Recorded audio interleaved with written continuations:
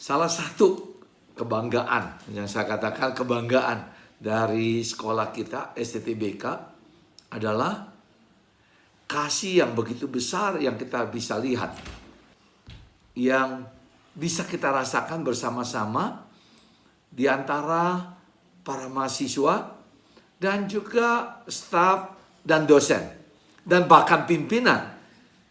Kita bisa merasakan sekali bahwa kasih itu ada. Ketika kita mengatakan dalam visi misi kita, khususnya dalam misi kita, learning to love, belajar mengasihi, ini terlihat sekali nih, terasa sekali. Nah, apakah sampai di situ saja yang kita katakan kasih di antara kita ini?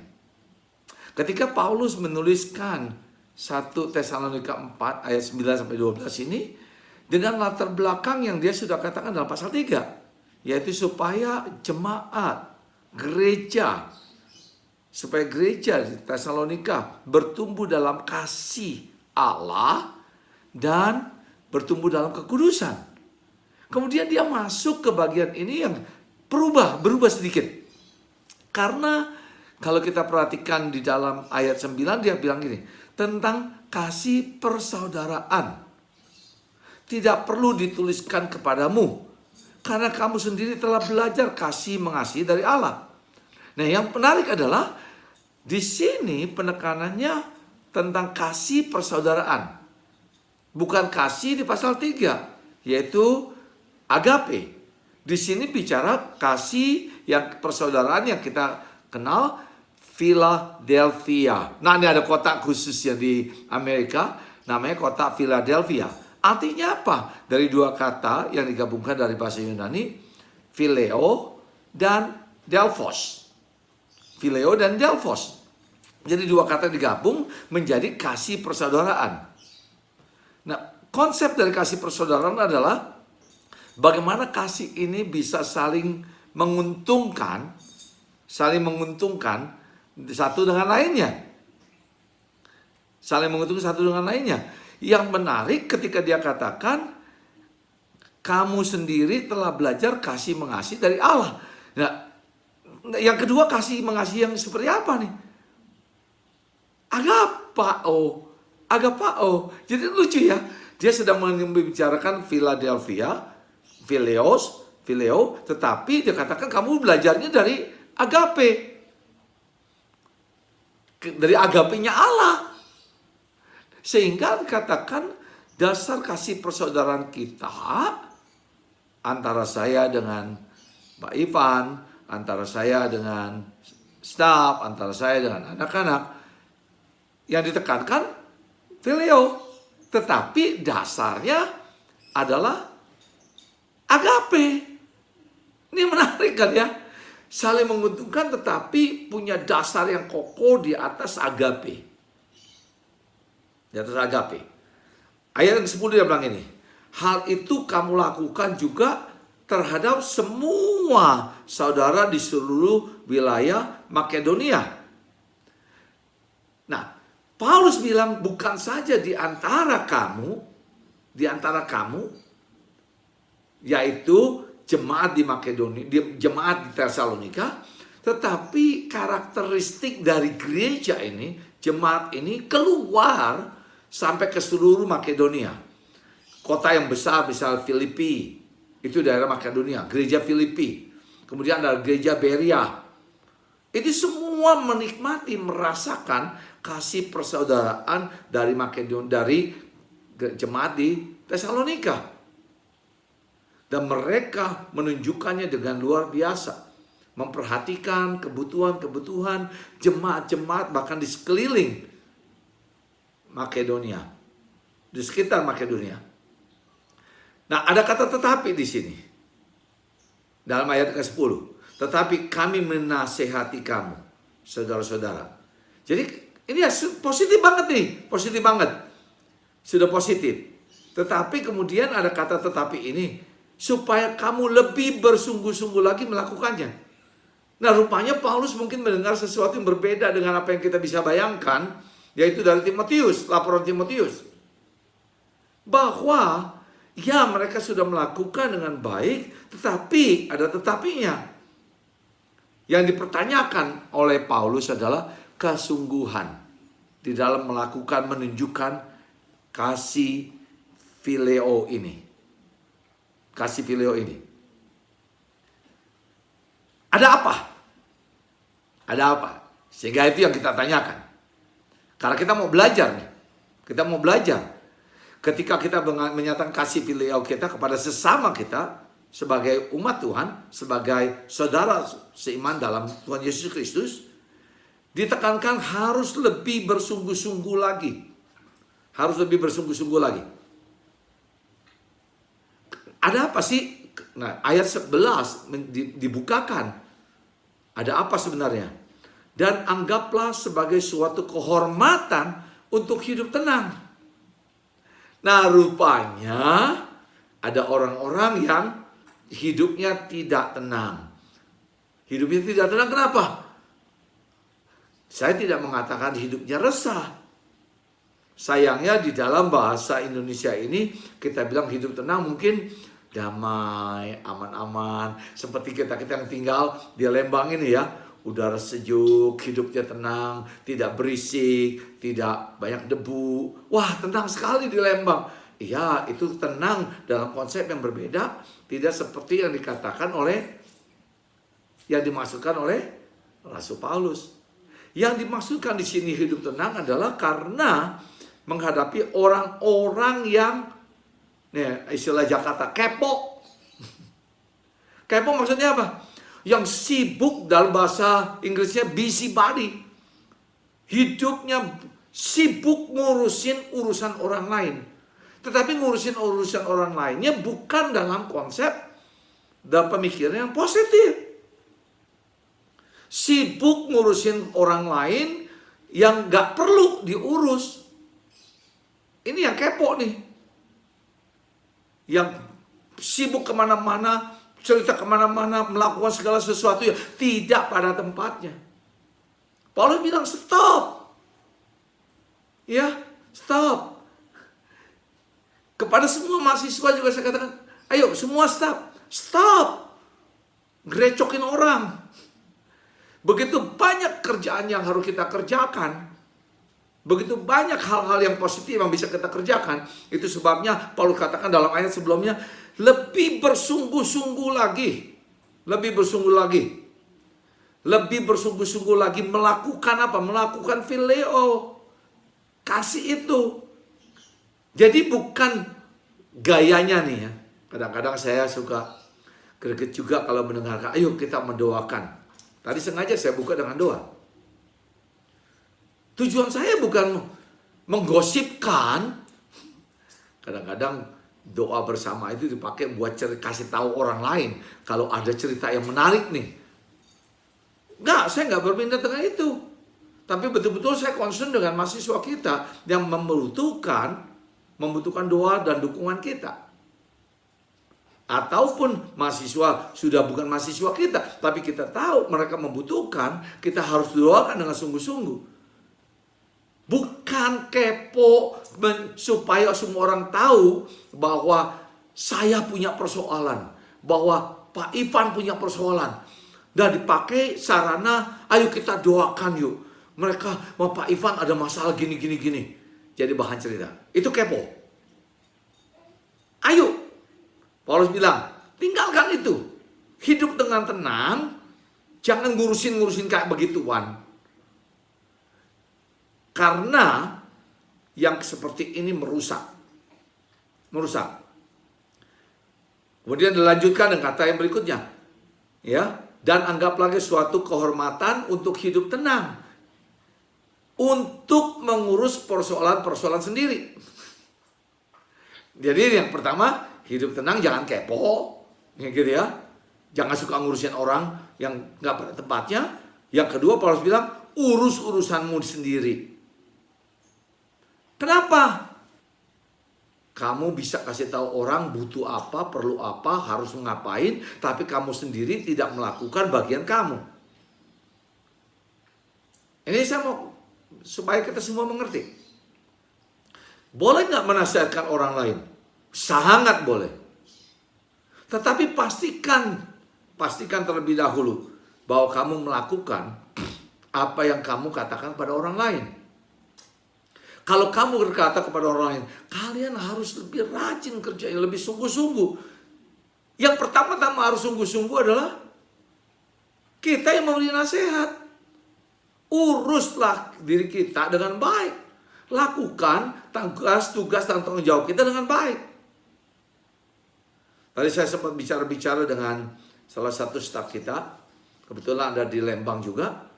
Ya, saya katakan pada dia, ini loh, ya, kita harus fokus kepada apa yang harus kita kerjakan. Bahkan mengusahakan bukan tunggu disuruh, tapi berpikir menyiapkan diri kita untuk mengerjakan pekerjaan-pekerjaan yang lebih baik lagi. Banyak kali saya katakan orang-orang berkata, kasih saya jabatan, nanti saya kerjakan. Kasih saya kedudukan, nanti saya kerjakan. Saya beritahukan kepada Yefta yang masih muda, saya bilang, kebalik Yefta, kamu harus mengerjakan apa yang kamu bisa kerjakan. Dan bahkan lebih sungguh-sungguh lagi, melakukan lebih baik lagi, dan mencari apa lagi yang bisa kamu lakukan.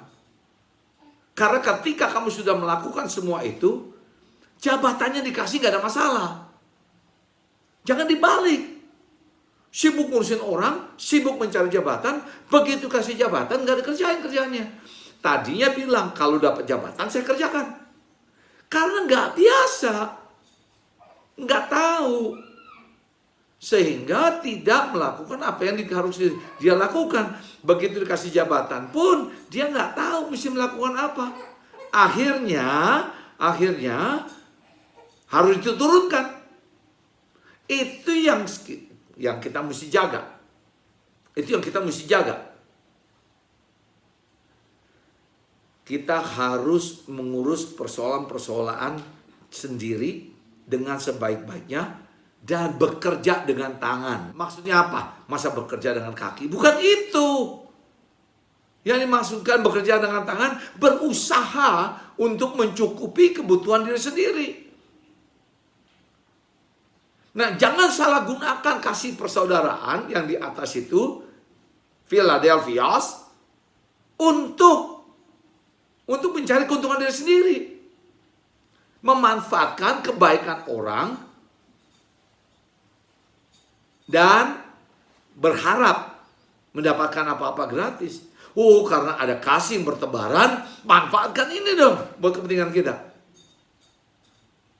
Kepada semua staf dan mahasiswa dan teman-teman saya katakan, Paulus bahkan menekankan dengan jelas tuh dalam tulisan yang lain, kalau kamu nggak kerja nggak usah makan. Loh, kok kejam sekali sih? Dasarnya ini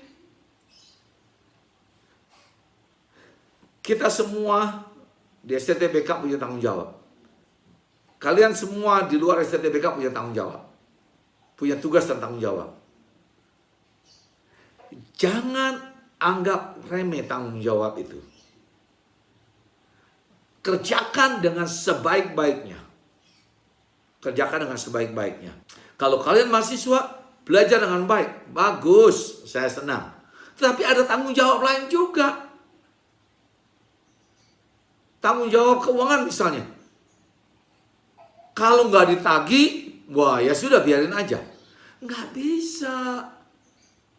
Sebagai anak-anak Tuhan, kamu harus bekerja dengan keras dan maksudnya adalah mengambil tanggung jawab kamu dengan serius. Istilah yang sering kali saya pakai, jangan numpang hidup. Mempermalukan Tuhan. Mempermalukan Tuhan. Tuhan bawa kita ke STTBK, Tuhan bawa kita kepada suatu pekerjaan dengan baik supaya kita bisa berusaha dengan sebaik-baiknya dan bekerja dengan tangan usaha kita yang begitu luar biasa untuk bisa menghasilkan sesuatu yang positif. Untuk mencukupi diri kita. Jadi bukan kebalik. Terus minta belas kasihan. Bukan itu yang Tuhan Paulus katakan. Kalau kamu mau menunjukkan kasih Tuhan yang betul-betul luar biasa itu, mulailah dengan mau berusaha sendiri, mencukupi diri sendiri, supaya bisa membantu orang lain. Jangan dibalik. Dengan alasan ketidakmampuan, sehingga saya terus-menerus minta bantuan. Sudah minta bantuan misalnya, oke, sudah dapat beasiswa, dan berjanji akan membayar bagian kamu. Terus kemudian bilang, ya kalau nggak ditagih-tagih, biarlah. Saya biarkan saja ini hutang. Nggak bisa. Kita harus serius mengambil tanggung jawab itu. Sebagai staf, ketika berkata, ini posisi saya. Sebagai staf, jangan main-main. Harus serius bekerja dengan tanganmu. Seperti yang telah kami pesankan kepadamu. Jadi dengan kata lain, Paulus sudah kasih tahu sebelumnya kepada jemaat di Makedonia, khususnya mereka yang kepo, khususnya mereka yang sibuk urus-urusan orang lain, bicara mengenai orang lain, bicara mengenai hal-hal yang tidak perlu. Ayolah sibuk dengan urusan diri kita sendiri, dengan tugas tanggung jawab kita. Jangan idle, jangan pasif, jangan vakum. Ayo, proaktif. Gitu ya. Karena ayat 12-nya berkata gini, sehingga kamu hidup sebagai orang-orang yang sopan di mata orang luar. Sehingga kamu hidup sebagai orang-orang yang patut dihargai. Karena apa yang kalian kerjakan. Kalian menjadi orang-orang yang patut mendapatkan penghargaan. Karena apa yang kalian kerjakan. Itu yang dimaksudkan dengan sopan. Bukan orang-orang yang memanfaatkan orang lain. Mencari kesempatan untuk mementingkan diri sendiri. Untuk mendapatkan sesuatu untuk diri kita sendiri. Melainkan kita menjadi sumber kasih dari Allah pada orang lain. Tidak pernah ada di dunia orang yang direspek, dihargai, dihormati karena menerima pemberian-pemberian orang. Bukan. Nggak ada. Saya belum pernah lihat kayak gitu. Setiap orang yang dihormati dan dihargai di dunia ini adalah karena apa yang mereka sudah berikan. Ingat ini. Setiap orang yang dihargai di dunia ini, posisinya apapun juga, mereka tidak dihargai karena mereka sudah menerima pemberian. Bukan. Mereka semua yang dihargai di dunia ini karena mereka sudah memberi. Itu sebabnya penting sekali buat kita sebagai anak-anak Tuhan. Ayo pikirkan bagaimana caranya memberi. Saya nggak mengatakan memberi berarti harus selalu uang. Tapi kalau uang saja sudah begitu sulit, wah alasannya kita sendiri belum cukup. Saya akan beritahu, ya, sekalipun kita punya $1 juta masih belum cukup. Karena itu keluar dari attitude, dari sikap hati kita. Belajar melakukan hal yang kecil.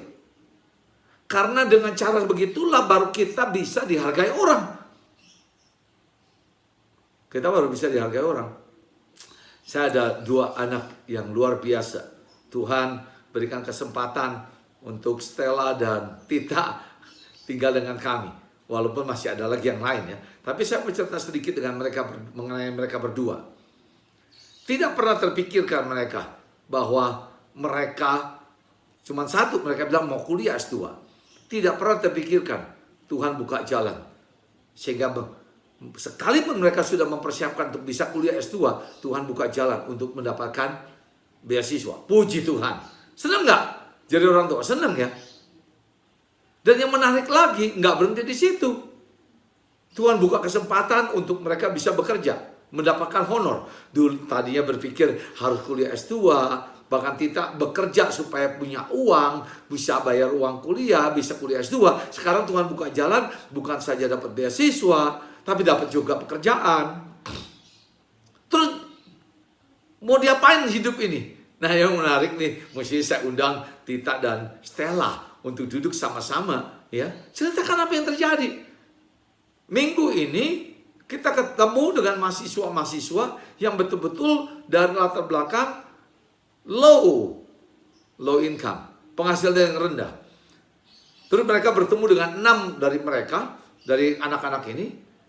Dan ditemukan paling enggak 4 punya potensi untuk bisa kuliah STTBK. Tetapi mereka bingung gimana caranya untuk bisa kuliah di STTBK dan karena biayanya. Dan saya bicara dengan mereka, wow, gimana pengalaman kalian? Gimana pengalaman kalian sampai bisa kuliah S2, S1 selesai, S2 selesai, bahkan rencana S3 nantinya? Wah, ternyata selama ini begini loh. Ya. Nah, kenapa nggak mulai belajar? Karena kalian sendiri sudah mendapat honor. Kenapa nggak honor kalian ini kalian pakai untuk menolong mereka yang membutuhkan biaya untuk bisa masuk STTBK? Wow, tunggu dulu, berapa besar? Ya, saya bilang mulai dari apa yang kalian bisa. Berapa ratus ribu? Oke. 4 anak berarti berapa? Mesti tanya Lydia gitu ya. Kalau 4 anak, jadi berapa nih biayanya? Kira-kira sekitar, ya kita katakan 4 juta sebulan. Sedangkan mereka berdua ngumpulin paling sekitar setengah juta sebulan. Kurangnya banyak loh. Tapi saya bilang gini loh, kalau kalian sudah mulai, nah kalian tinggal bagikan visi itu kepada teman-teman lain. Dan kalian akan lihat apa yang Tuhan akan lakukan. Bagaimana Tuhan akan membantu kalian dengan visi untuk menolong 4 anak ini dan bisa cukup. Tapi harus dimulai dengan hal yang kecil.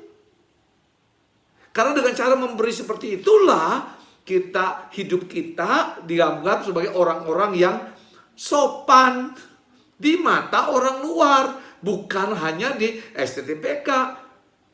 Ketika kita memberikan beasiswa segala macam bukan supaya dipuji-puji oleh STTBK, tetapi supaya respek diri kita itu naik sebagai hamba-hamba Tuhan, pelayan-pelayan Tuhan. Waduh, saya nggak bisa seperti Pak Ivan, saya nggak bisa seperti Pak Daniel. Ya, saya ngerti. Tapi kalau nggak mulai dari yang kecil, kapan akan mulai? Kapan akan menjadi besar? Dan buat mahasiswa sama. Jangan belum. Nah, tunggu dulu. Sebelum kamu bicara mengenai bagaimana mendapatkan respek dari orang lain, bereskan urusanmu. Bereskan urusanmu. Bekerja dengan tanganmu dan bereskan tugas tanggung jawab kita sendiri. Kemudian baru mulai memikirkan. Kalau kita sendiri nggak bertanggung jawab pada diri kita sendiri, kemudian berkata saya mau nolongin orang lain, saya nggak lucu lagi lah. Tapi jangan menjadi alasan, oh saya masih belum beres. Ya karena selama ini nggak mau beresin, gimana mau beres?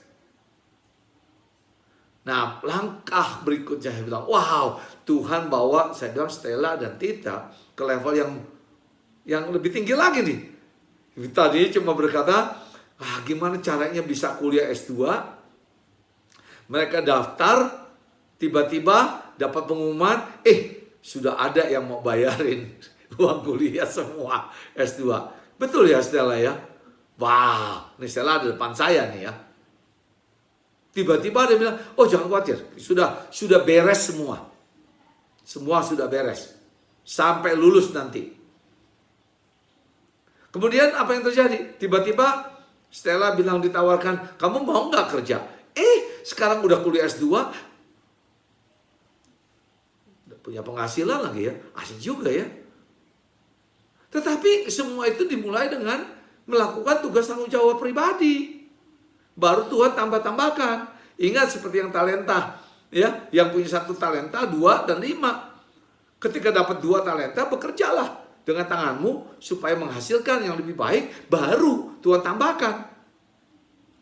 Nah, Tita sudah berapa bulan? 8 bulan. Ya, 8 bulan yang lalu udah mulai masuk S2, dia sudah persiapan selama 2 tahun bekerja, mengumpulkan uang untuk bisa kuliah S2. Begitu masuk S2 dia bilang, uangmu nggak kepake. Wow, kok bisa gitu sih? Karena kesetiaan di dalam tanggung jawab. Bekerja keras untuk tidak berharap untuk mendapatkan belas kasihan orang. Bulan ini tiba-tiba kenapa, gimana Pak Ivan? Nah, gitu ya. Kita total ditawarkan kerjaan. Sekarang dapat kerjaan lagi. Dulu katanya, tetapi kerjaan sekarang ini berkaitan dengan visi misi hidupnya. Ini yang luar biasa loh. Nah sekarang saya bilang, oke, naik level satu lagi. Mulai memperhatikan orang lain. Mulai memperhatikan kebutuhan orang lain. Tuhan buka jalan ketemu dengan anak-anak yang sungguh-sungguh betul-betul membutuhkan pertolongan. Dan mereka berdua, ayo kalian pikirkan. Apa yang kalian bisa lakukan untuk mengatasi, untuk menolong. Ya, apa? Philadelphia. Menolong mereka yang 4 anak ini. Apakah nanti jadi 4 atau cuma 2? Tapi yang lucunya, akhirnya saya bilang malah lari ke 7 ya. 7 orang ya. Wow, saya bilang ajaib juga nih kalau bisa jadi 7 orang. Tadinya pikir cuma 2, berkembang jadi 4, tiba-tiba sekarang mikirin 7. Yang lucunya temannya, ketika Stella kontak temannya, Stella sedang bicara mengenai 2, kemudian 4, temannya bilang 7. Nggak tahu memang ada 7 anak. Loh, dari mana temannya tahu? Nggak ada yang kasih tahu. Tiba-tiba kata bilang kesalahan ya. Saya nggak tahu juga. Nyatanya memang betul ada 7 anak. Yang sebenarnya, ini saya katakan, kalau kita mau mendapatkan respect dari orang lain, ingat, respect itu diberikan bukan karena kita sudah menerima beasiswa, menerima belas kasihan. Bukan.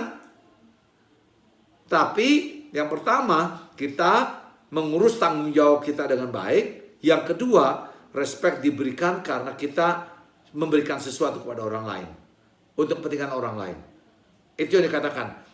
Ya, sehingga kita hidup sebagai orang-orang yang sopan di mata orang luar. Nah, bagian terakhir. Dan tidak bergantung kepada mereka. Nah, ini kebalik. Jangan dibalik ya. Sebagai anak-anak Tuhan, kita belajar mandiri, bahkan bisa ambil bagian di dalam memenuhi kebutuhan orang lain. Jangan dibalik, kata Paulus. Jangan hidupmu bergantung kepada belas kasihan orang. Sebagai anak-anak Tuhan loh. Sampai saya bilang, jangan hidupmu bergantung pada sekolah. Jangan. Bergantung pada Tuhan. Jangan bergantung pada orang lain. Bergantunglah pada Tuhan. Dan lakukan bagian kita, tanggung jawab kita. Dan ambil bagian. Untuk menyatakan kasih Allah. Dalam bentuk Philadelphos ini. Ya, Philadelphia ini begitu penting di dalam kampus kita. Tetapi dasarnya harus selalu sama. Dasarnya adalah agape. Bahwa kita melakukan karena Tuhan sudah terlebih dahulu melakukannya kepada kita. Amin. Biar apa yang kita bicarakan, kita pelajari bersama-sama dari 1 Tesalonika 4 ini membuka wawasan kita. Jangan hidup untuk diri sendiri saja. Jangan hidup untuk diri kita sendiri saja. Jangan sibuk ngurusin urusan orang dengan cara yang tidak benar. Tapi ambillah bagian untuk memuliakan Tuhan, memakai apa yang Tuhan sudah berikan pada kita, supaya orang-orang bisa melihat Kristus yang ada dalam kita, dalam hidup kita. Amin. Mari kita berdoa. Sungguh Tuhan, kami bersyukur karena hari ini kami diajar oleh tulisan Rasul Paulus. Sekalipun jemaat Tesalonika sudah menunjukkan kasih persaudaraan, tetapi sebagaimana juga kami mendapatkan nasihat untuk lebih bersungguh-sungguh di dalam menyatakan kasih yang kami sudah pelajari dari Tuhan kami Yesus Kristus. Tolong kami Tuhan untuk mengerti akan tanggung jawab pribadi kami masing-masing. Sebagai mahasiswa, tanggung jawab belajar, tanggung jawab membayar, tanggung jawab melakukan semua pekerjaan pelayanan yang Tuhan sudah wajibkan untuk kami semua. Tolong kami semua sebagai staf, sebagai pimpinan STTBK untuk sungguh-sungguh melakukan apa yang berkenan kepada Tuhan dan menyenangkan hati Tuhan. Dan pakailah kami Tuhan untuk menjadi berkat bagi orang lain. Tidak lagi memikirkan hanya diri sendiri, melainkan bagaimana memberkati mereka yang membutuhkan pertolongan. Terima kasih Tuhan. Ajar kami untuk terus bergantung kepada-Mu Yesus, Tuhan dan Juru Selamat kami. Karena di dalam nama-Mu Yesus kami berdoa. Amin.